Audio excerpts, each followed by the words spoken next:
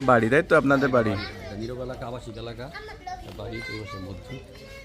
আর এটা হলো প্রতিষ্ঠান। মাঝখানে কতটুকু ফাঁকা? 12 ফুট। আচ্ছা,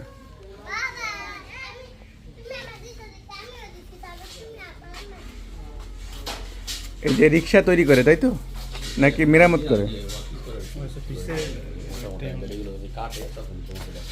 ও আচ্ছা, কাটে না?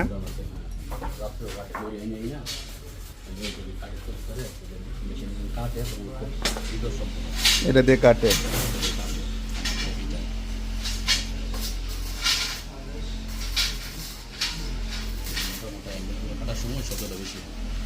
বুঝছি।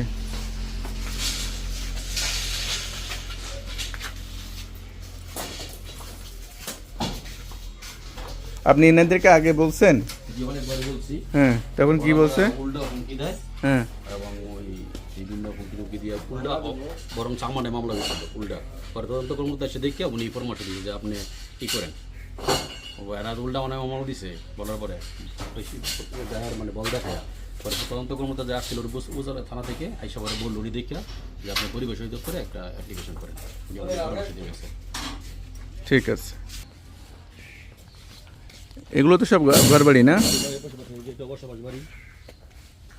এরপরে একটা মেডিসিন দেয়, ওই যখন স্প্রে করে তখন ওই গন্ধে থাকা যায়। কট করি যে এই সালে সমস্যাটা কি?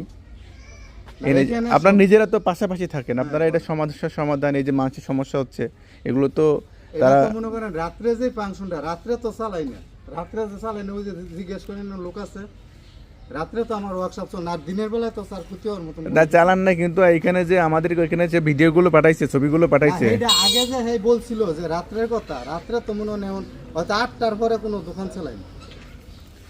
এখন আমি যেটা বলি, হ্যাঁ, সেটা হচ্ছে যে আপনারা এই যে মানুষের সমস্যা করছেন আপাতত এটা বন্ধ রাখেন। হ্যাঁ, আপনি তো কোনো অনুমোদনও নেন নাই।